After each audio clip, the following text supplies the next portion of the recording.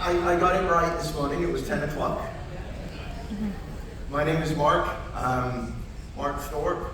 I do a lot of traveling in South and Central America, and Thorpe is not a very common name in the U.S., but it's even less common in South and Central America, especially as there is no TH. So I get called Torpe. So Marcus Torpe.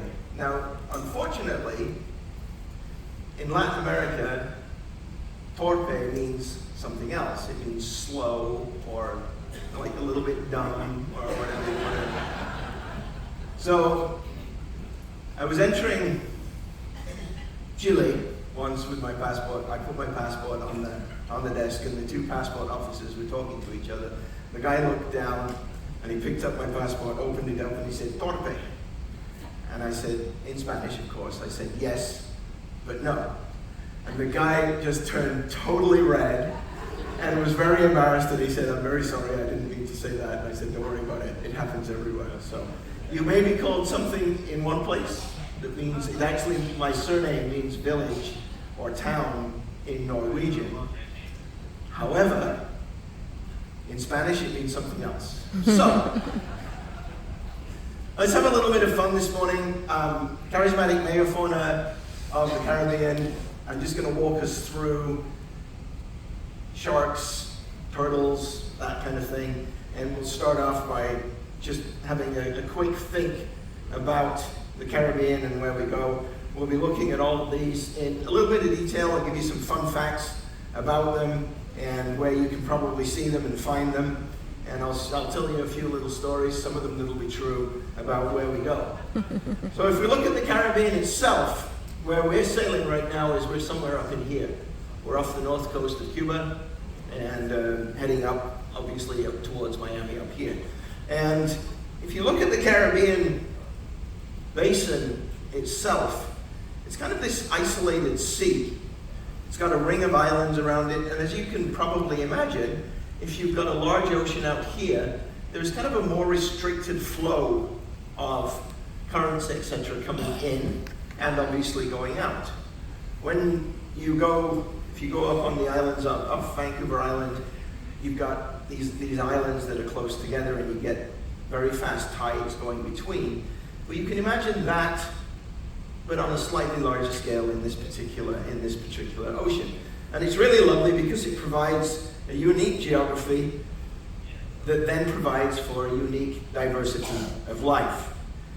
Now we'll get back to plate tectonics again, and this is where we're looking at the effect of plate tectonics on where we're going. These little red arrows that you can see right here, this is 1 centimeter per year, so about that much per year. And everything seems to be moving out that way, right?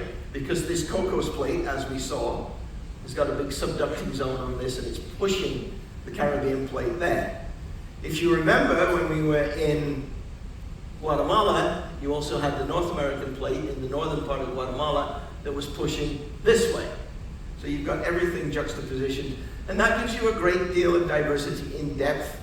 And there's one piece that's this Caribbean plate, which is fairly stable. You'll see the depths across here are fairly normal. There's a very, very deep trench on the outside. But these plates are moving, and they have to give, 1-2 centimeters a year. Look at this one here.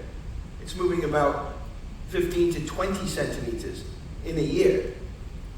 So imagine over a lifetime, that's 2 to 3 meters. So something's got to give as you go. And we've got, of course, on this island arc here, the Lesser Antilles, you have a lot of volcanoes. What this gives us, though, it gives us a very diverse set of environments in a very small, relatively small space. And what I put up here is I put up a little bit of the coastal pieces that are important, and what I wanted to point out is where we've got the coral reefs. And I did, on the Guatemala talk, I did speak a little bit about coral reefs in the Pacific. But here you've got fabulous coral reefs. This is the second largest coral reef outside of Australia, off Belize. And you've got the coral reefs all through the Bahamas and off the coast here in Nicaragua. What I will point out, we've also got seagrass, which is this lighter green. That's the piece there. And then off the coasts, you can see areas of mangroves. And there's areas of mangroves which are obviously very important for biodiversity. So what we're going to do is we're going to have a look at where the megafauna live, what they do relative to this particular thing. What I'd look here is deeper ocean, fairly stable basin, and then very deep areas over here, shallower areas here, and then when you get up towards Florida, we're going to be going up off the top of the map. It's all shallow in the Gulf of Mexico. It's all shallow areas up there. If we look at historically from a human perspective, you have different times when humans kind of came in and moved around in the Caribbean. So the initial colonization, which came through on the North American landmass down into Mexico and across into Cuba, was about 7,000 years ago, 5,000 BCE. So it's about 7,000 years ago we got people coming in. And then there were two subsequent colonizations. The Arawak expansion about 2,500, 3,000 years ago. That's the green expansion coming up through here, and they probably came along the arc. And then finally, about 1,500 years ago, there was the Carib expansion, which came up through and colonized Jamaica and Hispaniola as they go along. So we'll have a quick look at that, and we'll have a quick look at that related to the charismatic megafauna of the Caribbean that are actually not present today. And we are to blame for that, but we'll have a quick look at this. So a couple of the communities, the Taino indigenous people in the Greater Antilles that were in Cuba, Jamaica, Hispaniola, and Puerto Rico. It was a community that had very advanced agriculture, as you can see here, and this is obviously very stylized, and I do apologize for that. Nobody was around 5,000 years ago to take photographs, but we have huts with grass roofs, the same that we've seen all the way along the coast. This was typical of the area. They had a lot of structure in the community, structure in the population, and they lived from the sea. They grew some crops, but they lived primarily from the sea. Once again, unfortunately, when the Spanish came across, they were decimated by European diseases. They were forced into labor and conflict after the 1492 arrival of Christopher Columbus. However, again, as with most of the cultures in Central America, this was not extinguished, and there is a resurgence of the Taino culture today. The other group, the Carib or Quilangos, were that group that I showed you that were in South America, the green group, and they came north into the Caribbean islands. Again, very skilled seafarers. They traveled a lot, similar kind of culture and similar approach, and they were in conflict with the Tainos, the previous group. And they sometimes came in and took over a village. They would subjugate the group, assimilate them into the population. But again, when the Spanish came, it was not only the conquering Spanish, but it was the diseases, and it was primarily the diseases that had a great effect on these cultures. These cultures also had a great effect on the environment. If we go back in the fossil record, there we go. If we go back in the fossil record, we've actually got, if you go back, way back, several tens of thousands of years, you had these Caribbean animals that are no longer here. That thing right there is actually a giant sloth. So the sloths that you've seen, right, on your tours that you've seen in Guatemala, you probably saw one at Cartagena. If you were looking carefully up in the trees at the port, you would see the sloth. This was a giant land sloth, ground sloth. It didn't live everywhere. And about half of the population of larger and different animals just disappeared with that colonization about 7,000 years ago. So as the humans moved across from the Yucatan into Cuba, and then the later colonizations of the different islands, these things were easy prey. They had no ability, they had no evolved response to human hunters, and they were just wiped off the planet. So out of the 130 Caribbean animals in the fossil record, there's only 73 animals that are left today, and most of them are small. And so this was started by the humans and finished off by the Spanish. So, there you go. And that's actually nothing that we can do about that. That's all been done. It's like the carrier pigeon. It's gone. So, if we look at a little bit of evolutionary biology, and we'll look at some of the megafauna that we've got today, the early split for these things called cartilaginous fish, this was about 450 million years ago. So what you know as your modern day shark, some pre-ancestor of that has been around for 450 million years. That's a bit of what I would say, an enduring character. Homo sapiens has been on the planet for 200,000 years. That thing's been on the planet approximately 450 million years. If you take all the ancestors for Homo sapiens, you can get back probably 7 million years as opposed to 450. We'll look at some of the other animals today. We'll look at the whales and dolphins, and then we'll obviously look at the turtles, which are in the reptile group. So we're going to have a look at these, the whales, dolphins, and then the turtles as the reptile group. So as we look at the masters of the sea, we see these things, the sharks, and there are many, many sharks, and they are under predation from use for shark fin soup. But in the Caribbean, there's about 15 species of shark that you see regularly, and we'll have a look at some of them. We'll have a look at this guy. Oh, not that guy. Where is he? There's a whale shark somewhere down here. No, I don't see a whale shark on them. Anyway, we'll look at the whale shark, and we'll look at the hammerhead shark today. The Caribbean sharks, as with all sharks, one of the key things you need to know is that sharks actually don't have bones. They're a cartilaginous fish. What does that mean? It's that kind of bristly bit on your nose is cartilage, right? The bones of all of these sharks and rays are made of the same thing. There's no real bone in those. They branched off before bones were developed as a way to stabilize the body. And they have electroreceptor organs around the mouth and around the head on all of the sharks that can pick up electric currents from fish swimming around them. It's very, very interesting.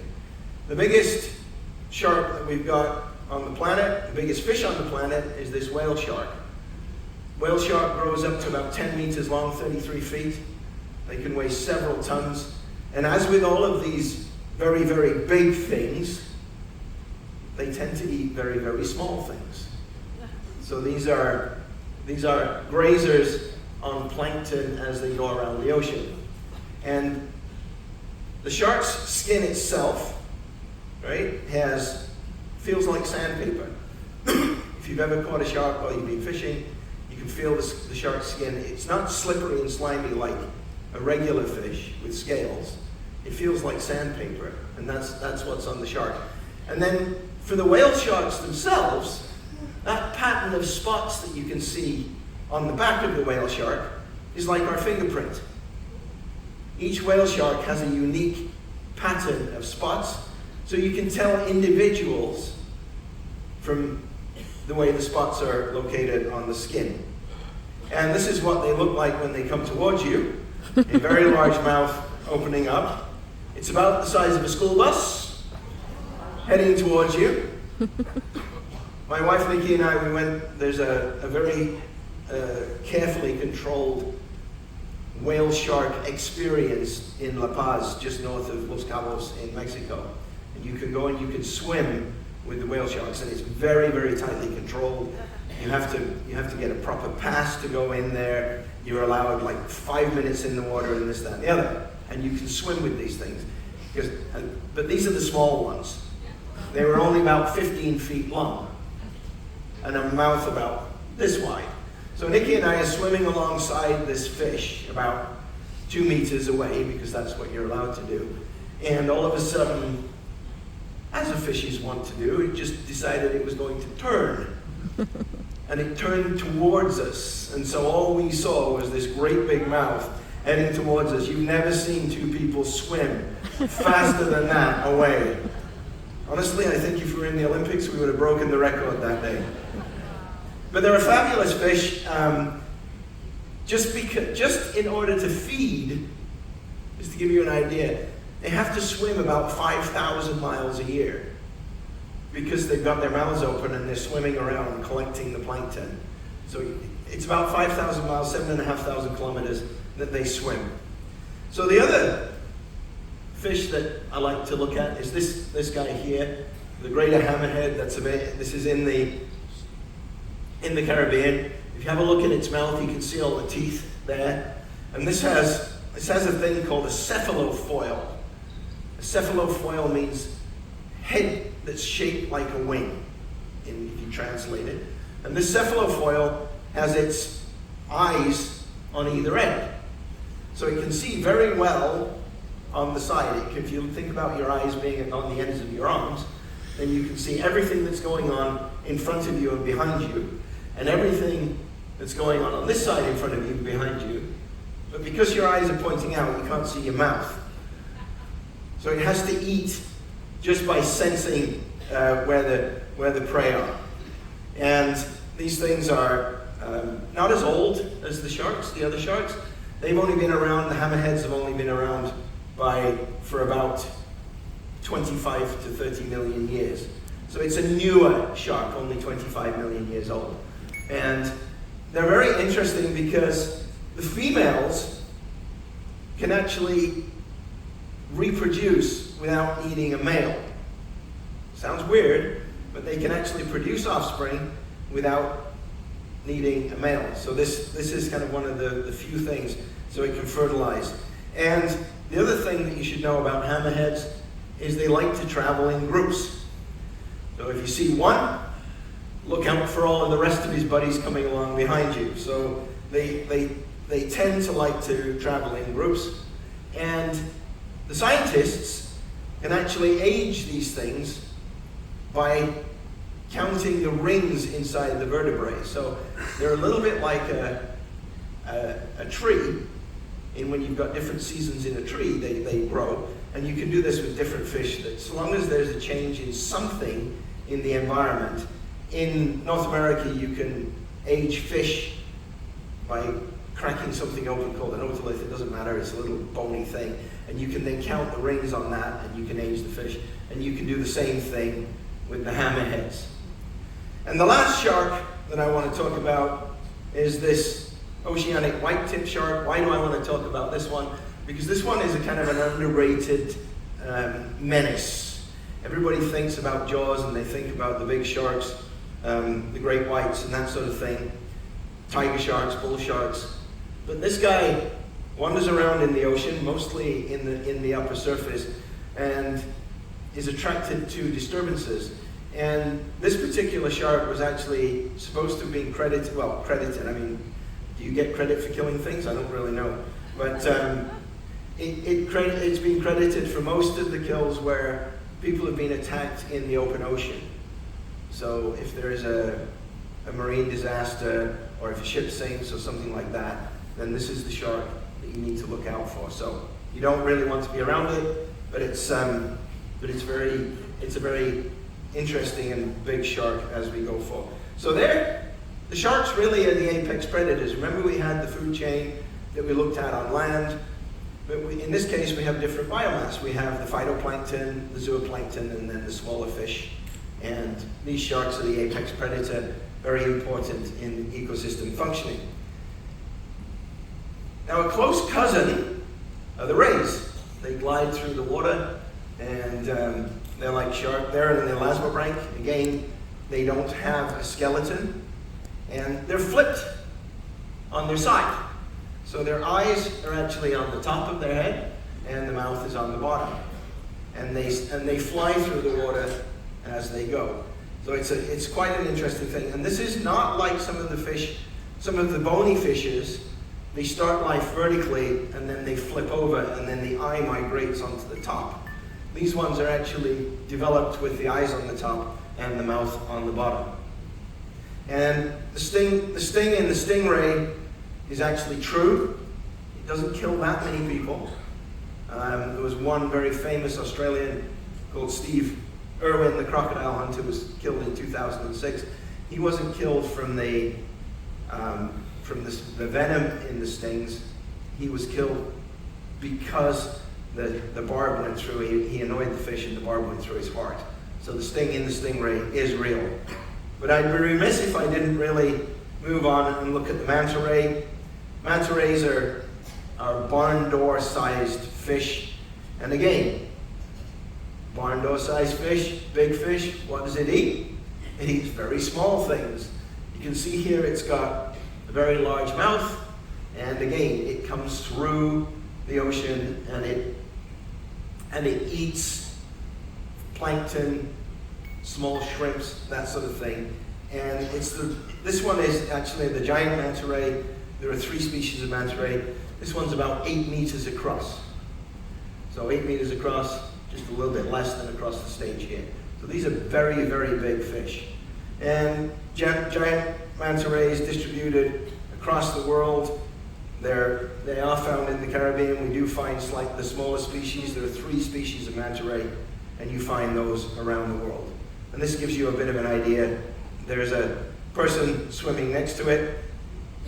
They're completely harmless to humans. They won't hurt you, and they won't hurt you deliberately. If you get too close, those wings are very powerful, and obviously you could get hurt by the wings, but that's it. And again, on the manta rays, they have markings on the underside that are like a fingerprint. So again, we can track these fish, and we can track the fish as they go through the water. So a very interesting group. Now, somebody was asking me about what was following the ship, or what dolphin was following the ship. I don't think it was this climby dolphin, but the dolphins is a migratory corridor for cetaceans, the whales, and it's also a very rich area because of the fish and because of the habitat and diversity of habitat for dolphins. Dolphins are a very gregarious species, so you can get large pods. But let's start off with the whales. We'll start off with the whales. This is the humpback, and these migrate into the Caribbean. Each winter they come down from the Atlantic and they give birth in the Caribbean. And there's a place just off the Dominican Republic called Silver Bank, actually, where you get about 5,000 of these individuals come down each year to give birth. When we were in Los Cabos, we also saw the whales there. They're coming down from the Arctic in the Pacific, so you get this migration coming down. You also get migrations in the southern hemisphere. The southern hemisphere whales coming up. And when I was working at Goro, which is an island off the coast of Australia, off the northeast coast of Australia, one of the areas where we wanted to develop the mine was in the calving area for the whales. And so we had to build an operating schedule, and it was on an island, remember, so we had to bring in stuff for the mine and we had to export the product from the mine. So we had to build an operating schedule that avoided the 4 months that the whales were in the bay. So therefore we had to build bigger fuel tanks, bigger storage areas, generate the cash flow. A little bit like working in northern Saskatchewan, where you have to build the mines based on whether you can build a winter road or not. In this particular case, we were trying to avoid these whales. So that was a very kind of interesting ecological perspective on what you need to do in order to make things work without damaging the environment too much. So, sperm whales. These are the big guys that you have seen on many a movie. And the Lesser Antilles, which is the arch that goes around on the eastern side of the Caribbean, is the home for one of the most studied populations of sperm whales. Dominica is the hot spot. The island of Dominica is the hot spot. And you've got that deep ocean trench off on the outside. Deep ocean trench, you get big squid and octopus that are the key food for these whales themselves. And the sperm whale actually comes from the name of something that's found in their head. It's called spermaceti, and and this was used in the early days for oil and oil lamps. So that's how they got their name, but for no other reason. And one of the interesting things about these guys is that they like to sleep vertically. So you can see here a group of sperm whales, and they're all kind of sitting vertically, and the diver's over the top of them, and they're sleeping. So they're a big whale. They're up to, females are about 18 meters long. Sorry, males up to 18 meters long, females 12 meters long, and they can weigh up to 60 tons. 60 tons of whale, that's quite an interesting thing. And they live up to about 70 or 80 years. So diving down, these actually hold the mammal diving depth record. 2,800 meters, one has been tracked down. 2,800 meters, that's nearly 10,000 feet. So it's quite an interesting species. The other thing that everybody likes to look at are these. The orcas are the killer whales. Killer whales themselves, these are actually members of the dolphin family. So your bottlenose dolphin that you see and all that kind of around. The killer whales are just the largest member of the dolphin family. And for those of us who live up in the north, in the northwest in British Columbia, we're fortunate to have resident populations of killer whales. But surprisingly, there's also a resident population of killer whales in the Caribbean. And this is one of the things, somebody asked me yesterday what they can do for science and what they can do to help things. And this is actually citizen science in the making. And you can do it up in Washington State, Oregon State, and up in British Columbia, is you can report the location of killer whales. So there's a hotline where you can say, yep, I was out on such and such a beach, I saw killer whales, I saw a pod of 3 killer whales, 2 males, whatever. And the blue dots that you see on here are citizen-reported ones. So we've got the scientists wandering around in their boats, but there's a lot more people out in their boats, rentals, on ferries, that sort of thing. And you can report this, and it gives you an idea of what and where the populations are. And everybody thinks of killer whales as you've seen them on the films, you've seen them doing everything they're eating, they hunt in groups and that sort of thing. But they've also they're a mammal that's got a similar approach to hunting that bats do. They have kind of an echolocation system built into their head. So they generate a sound wave, and this is particularly true of the residents on Vancouver Island, the resident population on Vancouver Island, in and around Vancouver Island, and up in Howe Sound. They have an echolocation system where they shoot sound waves out, and they've got a receptor system that comes back into the brain that says, okay, there's a salmon over there, go get it. And this is a very interesting adaptation.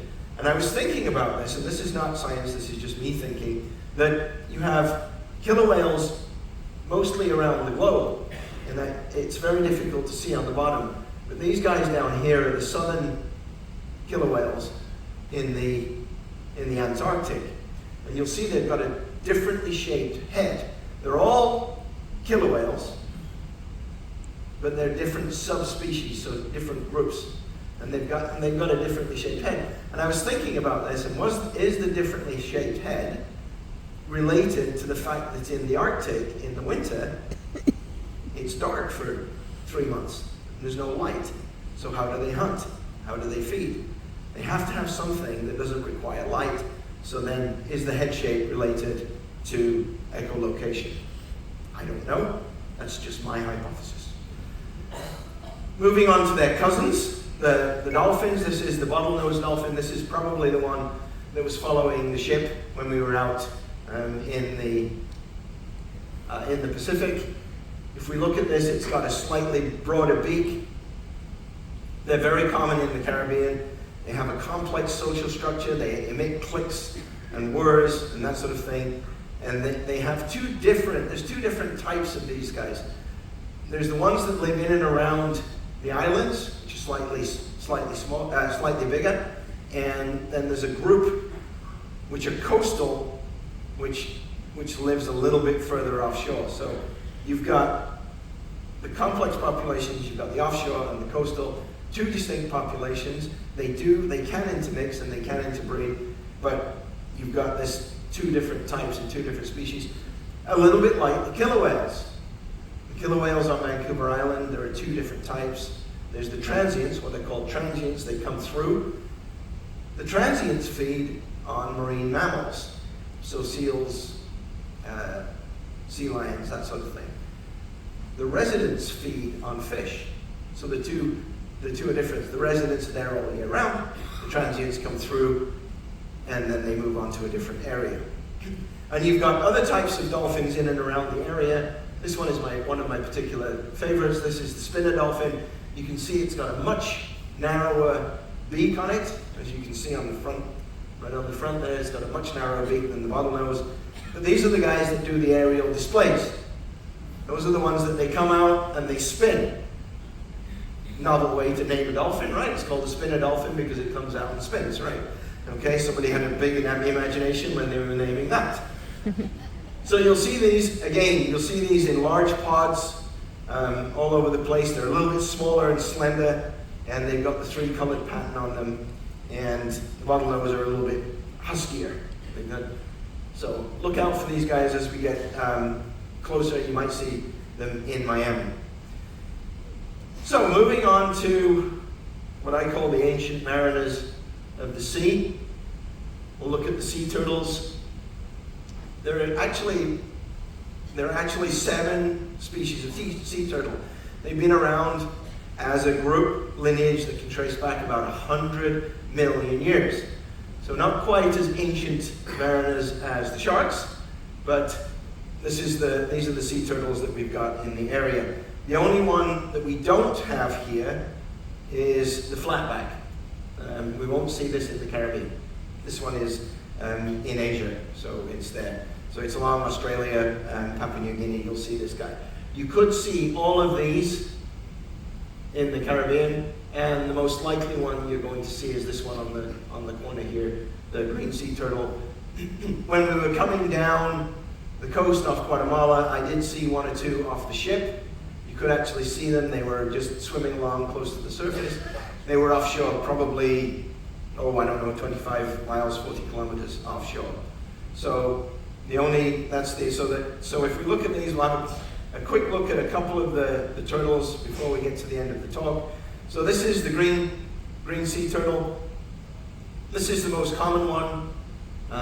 Grows about 3 to 4 feet long, can weigh up to about 300 pounds, 180 kilos, something like that. These are different from most of the sea turtles because they're herbivores. They feed on grass and plants and seagrass. So when I showed you in the Caribbean slide of what the different habitats were, we had that bright green, which is where the seagrass was. That's where you'll find these guys, and they'll eat anything that's growing that's good. And what it does, this grazing on these seagrass meadows is very important as it provides control on the habitat for other species of animal. And so they have a big range, and they've been known to migrate in large distances, and it's thought that they migrate using the Earth's magnetic field as a compass. How the scientists know that, I don't know, but that's the green sea turtle. So it will migrate thousands of miles just using its internal compass. I can't even navigate down to the local grocery store without my GPS, so I'm quite impressed by these guys. Now we look at this one. This one's a completely, if we look back, you'll see here this has got plates on its back. If we look at this one, you'll see there are no plates on this one. This is the leatherback. It's the world's largest turtle, and it doesn't have those plates on its back. The tortoiseshell used to be a very sought after thing in the 1800s, and they made beautiful hair combs for women and that sort of thing made out of tortoiseshell. Now we make them out of plastic that looks like tortoiseshell, which is a little better, but maybe not. But anyway, it's better for the turtles. So this shell is, in this particular case, is just covering the whole animal, and you can see. And this is the biggest thing. In leatherback, it's a rubbery texture. It's not a hard texture, and they have an amazing diving record. They can reach not quite as deep as the sperm whales. They can go down about 4,000 feet, deeper than most marine mammals, but they're quite good. But one of the most interesting things, this is the most widely distributed reptile on the planet. It's found everywhere that the water's warm. It's a little bit like me, I think. I'll go where the water's warm and the food is good. That's probably what it's doing. And mentioning the food, it nests mainly on subtropical beaches, so you're looking at the beaches in this kind of zone that goes across the middle here. But it nests on those. And it also eats these floating hard-bodied prey. So it'll be wandering around the ocean, and it feeds on these large jellyfish. It can feed on anything that's kind of a large prey. It's got very, very strong jaw in order to get there. How important is the Caribbean for sea turtles? Very. You can see in this particular case all of the nesting habitats and the locations where you can find that. And even where I live up in the Baja and in Los Cabos, if you go on the beach in Los Cabos, you'll find kind of square pens that people have put out, and the square pens are right over the top of a nest that was dug by the turtles, so you have to avoid that. And you're not allowed to drive on the beach during turtle nesting season, during the time that the eggs are in the sand, until the young turtles hatch. So we've got the sea turtles. They're very important. And then I'll go on to the last group, the manatees. Got a few more minutes, couple of minutes left. The manatees were distributed around the world, and just have a look at the red up here. This is Stella's sea cow. Unfortunately, Stella's sea cow no longer exists.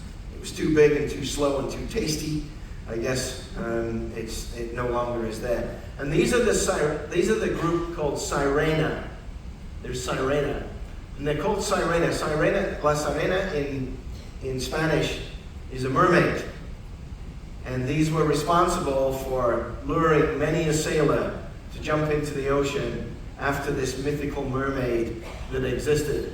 So the sea cow itself, this big guy on the bottom, got hunted out of existence, unfortunately. And the ones that we're going to look at, just the one that we'll have a quick look at today, is the Antillean manatee.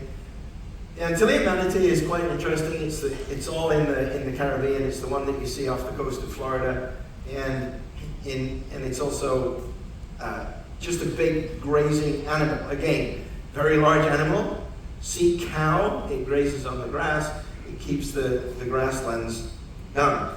Now, an interesting thing is we've just come through the Panama Canal, and you wouldn't think it, but there are manatees in Lake Gatun. Okay, now that surprised me as well. So I did a little bit of digging, and at the start of the development of the canal, it was infested by water hyacinth. There's a thing called the water hyacinth, which is a floating plant that has a beautiful purple flower. You can see why you would bring it. You throw it in the pond in front of your house and it looks great. It grows like you wouldn't believe. So in the 1960s, somebody had a genius idea that they would try bringing some manatees into Lake Gatun, and they were supposed to be in a penned area. They brought the manatees in, they brought 10 of them in, and then they forgot about them. The experiment didn't work. They forgot about them. They let them go. And the estimate right now is there's about 30 of these manatees still in the lake. And there was one sighting where they had gone through the locks on the Pacific side. And so there may be one very lonely manatee over on the Pacific side. And so this is an example. There was another example of a snail that was imported as well to try and get rid of the water hyacinth. So anyway, looking at the charismatic megafauna, we've had a quick look around the Caribbean. We've got to remember that a lot of these guys, even though they're eating plankton, fish, seagrass, and whatever comes along, right? They're under threat from not only pollution, but overfishing, fishing gear entanglement, and that sort of thing. And you've seen on the internet, I'm sure, people rescuing turtles that have been trapped in nets and that sort of thing. So we've got to be conscious of how and what kind of garbage we leave in the sea. So I would just caution you to think about fishing line when you're fishing, take it home. Anything you've got when you're out fishing. So that's our little walk through charismatic megafauna of the Caribbean. If you're ever on a Norwegian cruise up on the Alaska coast, I have one that's the charismatic megafauna of the Alaskan coast. It does include killer whales, of course, but it looks at bears, moose, and the other things that are big and bitey on the shore. So with that, I would like to say thank you very much.